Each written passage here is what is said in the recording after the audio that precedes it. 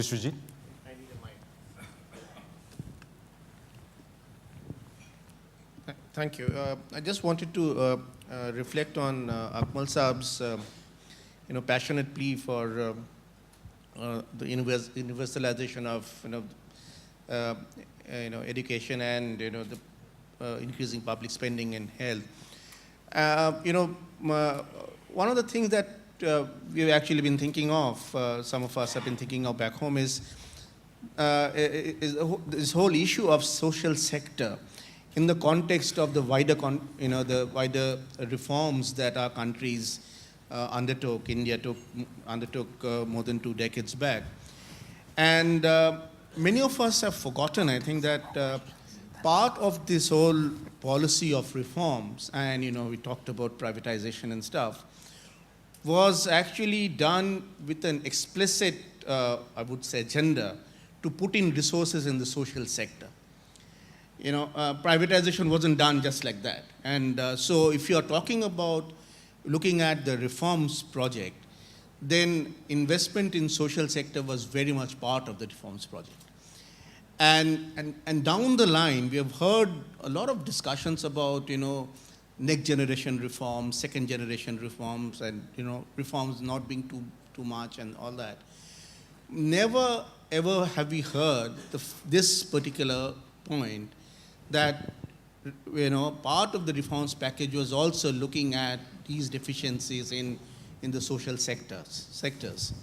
So I think that, quite apart, we talk about elite, not knowing who they are, but I think we are all part of this elite that we are talking about. We ourselves have failed, in putting the agenda right out there. We talk about South Asian integration, as if it's going to come from somewhere, without realizing that unless we address these issues, unless we solve issues of human, Rajiv rightly mentioned that, in our paper, the health issues were only mentioned in a very peripheral manner, of course, recognizing that you can't make a presentation on the whole social sector in whatever time we have. But the fact is that this is an agenda that should be a part of the South Asian integration project. Otherwise, you just can't get the basics right. So you might talk about a whole lot of things. And here I would say that the fundamental problem that I see is quite apart from the expenditure on education and health. We haven't got the institutional framework right. Lama mentioned about the quality. I think several others were mentioning about quality. But do we have the institutions to get the quality right? Do we have the institutions to deliver on the health goals? We have, in the last several decades in several countries, in India in particular, primary health centers have been completely decimated. But no one has ever thought of getting them back and to get the institutions right. So I would say that quite apart from talking about the expenditure, and just the GDP shares and stuff, I would think that looking at institutions, the right institutions, is extremely important, without which delivery is never going to take place, like many other social welfare programs where delivery has not happened because of institutional deficiencies. Thank you. Let me go back to the audience, and Rahman has his hand up, and I don't know, someone, do you want to come in on Sri Lanka or Dushni? And I see another hand there. So let me go back, and then I want to give the floor to Mahendra and to Rajiv and also Martin. But Professor Subhan, please, first. I suppose this should be addressed perhaps to you yourself, Shekhar, and Martin and Rajiv, singled out, I suppose, because you would all be classified as alumni of the Washington Consensus. That's hitting below the belt. I'm perfectly happy to receive any blows from you because, anything from you is wonderful. But do not hit below the belt. So question to be asked over here basically is that we are talking about turning humans into capital. I mean, that's the relevant point of this discussion. And of course, what we are seeing is that in South Asia, you have large numbers of people coming of age who can, in this future, have an enormous potential for translating into resources for growth and exports. Now, if you had oil or other natural resources, normally markets would be investing in exploiting those resources because it would have high rates of return to be realized. Now, why is there such a large market failure over here, both domestically and externally, that if in fact people can in fact be trained and value can be added to their brains and their hands, so that this can then become high value exportable resources or growth generating resources, what in God's name is happening to the market? And if markets are failing, then who then is supposed to come in and compensate for this market failure? Then why are states, if states are willing to invest in the development of coal mines, or if they're willing to invest in infrastructure, why are they not making massive investments over here?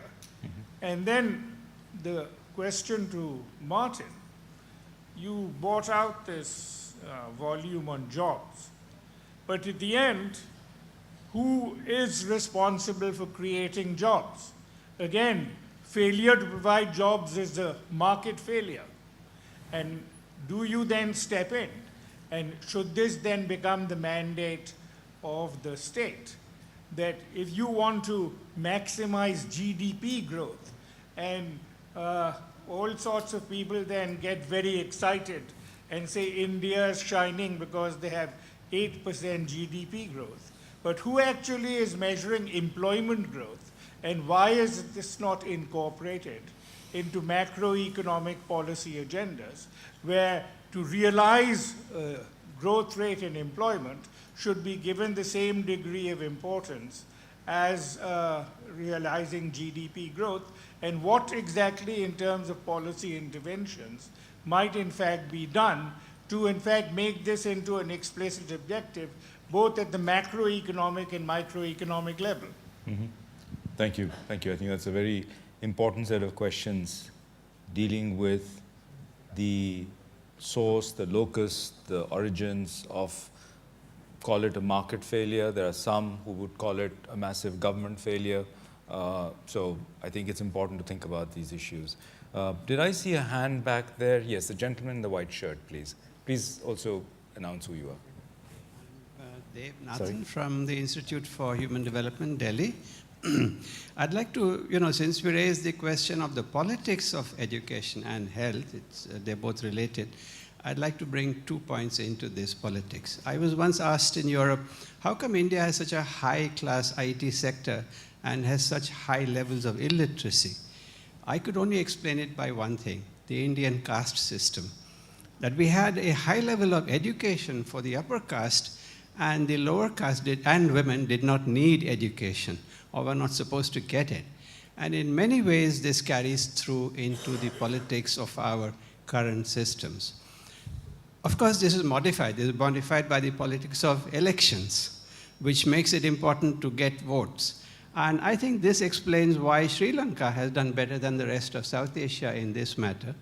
Because in 1935, when we had the new constitution, we had a very limited electorate in India, Pakistan, Bangladesh. But Sri Lanka at that time had universal adult elections. Therefore, they very quickly adopted a policy of universal education, while it took more than 30, 40, 50 years for the other countries with the British India constitutional system to move towards a universal election. India only 2 or 3 years ago started a right to election. So I think there's a big politics behind why Sri Lanka has done better than the rest of South Asia. I saw a hand. I think it's Daniel Aziz. Is that correct? I'm sorry, the light's right in my eye.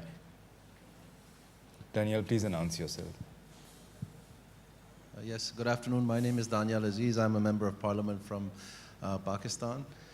I think in Pakistan's experience, we've recently introduced the constitutional amendment for free universal education, compulsory Could you education. speak a little into the microphone, Daniel? We've recently passed a constitutional amendment for compulsory free education across the country. And in the chorus here, as well as in my country, what we hear is that if only we could have some kind of a peace dividend allow us to put these expenditures into health and education, then we could have universal access to service delivery. If in Pakistan the target is 4% of GDP, currently we're at about 2.5% of GDP. But when you ask the people who are responsible, oftentimes in civil society, researchers, others, what they would actually do with this extra money, they don't have a narrative. There's no story that's going to explain how the dots are going to get connected to be able to come to that long-term growth scenario that everybody's talking about. So there remains a disconnect between convincing the politicians or political parties, of which I'm probably also at fault, to actually take that leap, to make that change and put that money into education, because there's no story of how it's going to go from there on in. And that the existing garbage in, garbage out model will just continue probably on more geographical space. So the difficulty in articulating that is also coming from the bureaucracy, because the perverse incentives inside the hierarchies of administration for something like, let's say, education, cannot actually be changed, because the politics of the bureaucracy is ensuring a certain kind of pay and pensions process that has come almost as a rivalry between service cadre. So the public politics, what I'm trying to say is that the public politics in many ways is more powerful in maintaining disincentives and bad behavior than the demand of the public democratic politics to change that. So I think we need to get beyond sort of the debate on that if we increase expenditure, all these good things will happen, to what exactly are you going to do with those additional rupees or dollars or whatever that's going to change the structure, and how are you going to be able to separate yourself in terms of these functions from the politics of the bureaucracy and the status quo to be able to reward people differently. And once that begins, then people like my colleagues in the parliament would be able to sort of see the light, if you will, or you would have a turning of the crystal, so that we could get behind and rally behind that and say, you know, this is the policy of our party and this is where we think government should be going. Without that, what we'll do is continue to have donor-sponsored constitutional amendments, maybe as an IMF conditionality or some additional 300 million in hard currency from World Bank or ADB, and there it will sit, and we've seen that happen so many times. So I'd like to ask the panel if you could get a little bit more into where the rubber hits the road, or the actual details of, you know, when you get these additional budgets, how is it going to transform the service delivery sector of these organizations, and that story might click. Thank you very much. Sure. I thought actually you might also raise the question of decentralization and how local governments and local communities can have a much bigger say in what happens on sanitation, on health, on education. I have a number of hands. I have people on a list. I see you, someone had his hand up as well. And then I'm going to turn briefly to my panel and come back again. Fortunately, we have time. Someone? Yes, Shekhar, you wanted one to speak from Sri Lanka. So in that context, I would like to make 2 points. One on the demographic dividend. Now, you see, when one speaks about the demographic dividend for the South Asian region, we speak in very general sense, saying that, you know, by about 2000, till about 2030, South Asia will encounter a demographic dividend, and it is up to the region to reap this dividend. Now, Sri Lanka is an exemption to this, because the period of demographic dividend for Sri Lanka was from the early 1970s till 2005. And in that period, Sri Lanka could not reap the demographic dividend due to 2 reasons. Firstly, due to policy. Till about 1977, it was a rigid, closed economy that the country had. And from about the early 80s, the country faced a war. And due to the uncertainty, etc., that came with the war, the governments found it very difficult to get the policies correct to reap the demographic dividend. So Sri Lanka is one country that missed the demographic dividend. The second point I would like to make, of course, here I would like to add, only way the country could reap a dividend now is the low female labor participation rate, which was shown in one of the slides of Biswajit Dar, around 32%. And I would like to know the views of the panel, especially Martin Rama, how this low female participation rate could be increased in a country like Sri Lanka. The second point is that with the high investment on education and health, as all of us know, Sri Lanka reached high basic needs indicators at a low per capita income level. Now, with that investment, we are also paying a price because the death rate reduced, and as a result, the population started aging. It has been estimated that the above 60 population, which is approximately about 12% of the overall population today, will double by the year 2023 or 2025. So with this rapid aging of the population at a low per capita income level throws a number of challenges in regard to geriatric care and the additional expenditures to look after the old age.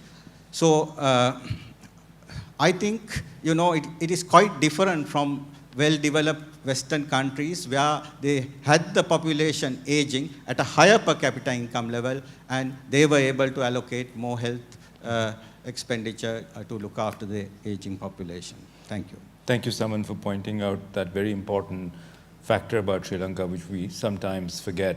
And it actually does show that when the demographic transition doesn't play itself the way it should, you then have to face the consequences. So in a sense, it's a very good reminder to the rest of us in South Asia about what we might expect if we don't do what's necessary. I'm just going to take one last question because I know I'm running out of time, and we must not wander into the next session's timing, which is about 7 minutes from now. So Professor Ronak Jahan is going to be my last contributor from the floor, and then I'm going to turn quickly to my panelists. Thank you. I actually wanted to speak because you asked that somebody from Sri Lanka and somebody from Bangladesh speak about particularly some of the relative successes in health and education. Mm-hmm. And I think even if we, and Professor Amartya Sen and Jadresh also have recently written about this, Nepal is also making incidentally good progress in recent years. If I have to talk about one particular instrument that I think in the early years was very useful for Bangladesh in the health sector, that was the use of community health workers, that from the 1970s onwards, both in the public sector and also in the non-governmental NGO sector, the community health workers really took the message of, say, family planning from door to door. Similarly, when it came to diarrheal diseases, how to make this saline at home from the gur, sugar and rice. This message, again, community health workers took from door to door. And I think that this is something that at a certain level, it doesn't solve all the problems or when you reach at a higher level, but in Bangladesh, I think in terms of cutting down infant mortality and child mortality rates, and also then our TFR rate, the initial breakthrough came mainly because of this particular approach. And similarly with our microcredit, that taking these services to the people, and it is often volunteer community health workers who were based there, they were really the heroes of this particular story. My one comment is that in all over South Asia, we find that relative to defense budget spending, the social sector budget spending is very low, but there is not that many civil society or even political parliamentarian voices making this comparison, and defense budget often is a holy cow in our parts of the world. Thank you. Thank you, Professor John. So, and I think this, in a sense, in an unusual way, connects up with Daniel Aziz's point about what are we going to spend the money on. And Bangladesh spent its money in a certain way. Maybe it was not government money, it was donor money. Maybe it was the NGOs, Grameen, others who came into play and created market failures behind jobs. And I said in the report, in the jobs report, we had these difficult questions. Our first difficult question was, what is a job? Because we wanted to make sure that we were not just thinking about formal sector, but everything. But our second difficult question was growth strategies or job strategies. And it was basically aiming at the point you raised, that if you have market failures or institutional failures, there are circumstances in which growth alone may not be giving you that mixture of jobs. And if I can use 10 seconds for 3 things for jobs from that perspective, one would say for the formal sector firms, the ones that, what we think as firms typically, we believe that integration in the global economy is a very important driver of productivity and learning for managers on the technical level, for workers, even on social skills, things like punctuality, reliability, courtesy. You get much more of that through global integration. So first thing, global integration is good for jobs. Second, on the intersection between formal and informal, the point Rajiv was making, a lot of the learning happens through spillovers. We have evidence on how firms close to FDI companies become more productive. Workers who learn in FDI companies and move elsewhere. And the same happens with the informal sector in general. If you are connected to something that has traction, you become more productive. So one of the main messages of our report is who creates jobs is cities, because cities can accomplish that proximity or may not accomplish it. And we have the counterexample of how South African cities, through their segregation, do not accomplish that connection. And third, there are some specific imperfections for the informal sector. Not all the informal sector is hopeless.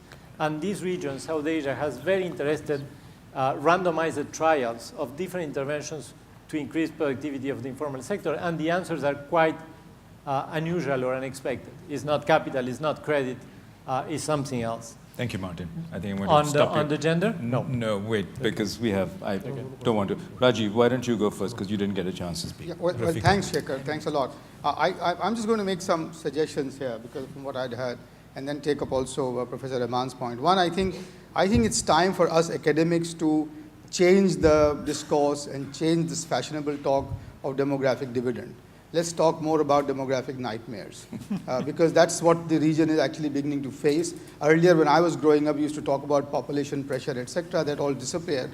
And recently, I talked to 2 of our leaders, political ministers, and they said, Dr. Saab, we are very pessimistic. You are a Cassandra. Demographic dividend will take care of us, you know. So this is the kind of glib talk that I think we should end, and we are responsible for it. So I think we should end it now. Because Iran had the same demographic dividend in the late 70s. We know what has happened. Someone just talked about Sri Lanka having missed it. And I am fearing that because of now the bulge coming into secondary education, primary is already universalized, there are going to be hordes and legions of dissatisfied young people who are going to be cannon fodder to all kinds of people, you know, that we don't want them to be if we don't. So I think that's the first suggestion. The second suggestion, Shekhar, is that I think we have to focus much more on the informal sector. That's an absolute, it's like an iceberg. We keep talking about this 1/10, you know, 1/8. The 7/8 are hidden. That is where we need to get real stories out. You know, because I was working on some sectors where we were trying to look at productivity differentials, for example, in leather work. It is 8-10 times. And the kind of people who are working at the lower end of that leather, shoe, that sector, are people who are just going, are just impossible. Third, I think we need to really talk about this fact of, the role of the government. And this is where I also answer Professor Rahman's question. When I came back from Manila to India, I had all these very top honcho people saying, we will grow despite the government. There is no such thing happening anywhere. There is a particular role of the government in every form of model, Washington consensus, Beijing consensus, South Asian consensus, hopefully. And there, Professor Rahman, education and health are those two sectors where the private appropriation of return on investment is very difficult. So which is why they are called, genuinely called public services and public goods. And the role of the government is actually very important. And last, therefore, in that particular thing is that while you cannot and must not avoid the role of the private sector, what we need to do today is to really simplify and rationalize our regulatory structures and actually get the communities involved somehow. Kerala model, I think, is an amazing one, where everybody has had very high levels of education because the community involvement in a properly regulated structure has been immense. I think those are the sections that I would like to make. Okay, so now I am run out of time, but I want to just give 1 more minute to Ayesha ji and then 1 to Mahendra. Please. I would like to focus on the Pakistan's Lady Health Workers program. It's a very successful program, and these female workers, they are from the community and they are working for the community. And this is a very good example, and this will ultimately improve the females. This will encourage the females to come in this field of health as well. Thank you. Mahendra, 1 minute. Quickly, thank you. Thank you very much. I just want to make 2 points. First is, there is a tremendous institutional resistance in South Asia as far as change is concerned. The entire paradigm which we are now developing about, we are discussing about, requires a substantive change, rather transformations in our thinking about how do we manage our institutions that build skills, that disseminate educations, right? And in my last assignment as the founding Vice Chancellor of a Central University in India, I had a first-hand experience of how institutional blocks are there in order, if you would like to do something innovative. You would like the universities to be related, to be connected to the communities. So you design, you devise, and you float your programs as per the needs of that geography, communities, right? And you see what kind of resistance you have from all these regulatory authorities. The question here is, in this entire demographic dividend constituency, the one who is really triggering this demographic dividend is actually, most of them would be the first generation learners. Let's be very clear about it. And how do we manage these first generation learners? How do we build skills in them is the first challenge. My last point quickly is, but again, if you would like to do something innovative, I think people take it, and it could really generate a large number of employment opportunities. The present university where I am working is Indira Gandhi National Open University. It has reached the most remotest part of the country, the most deserving part of the communities across the country. And we did just 2 things in the last few months. One, we started a program with Hero Honda on motorcycle repairing. A 6 months course for the young boys, young girls on the motorcycle repairing. I may have to cut you off. And it generated so much. The second cause, which I was saying, exactly on the aging part of it, I think one of the demands which we are going to increasingly face in the world market is about the nurses because of the aging population. So you do just one language, say Japanese language, and the nurse trainings, and see in what way we can exploit the markets. Thank you. Thank you. So I'm going to give 1 minute, maybe 30 seconds to Professor Khanal.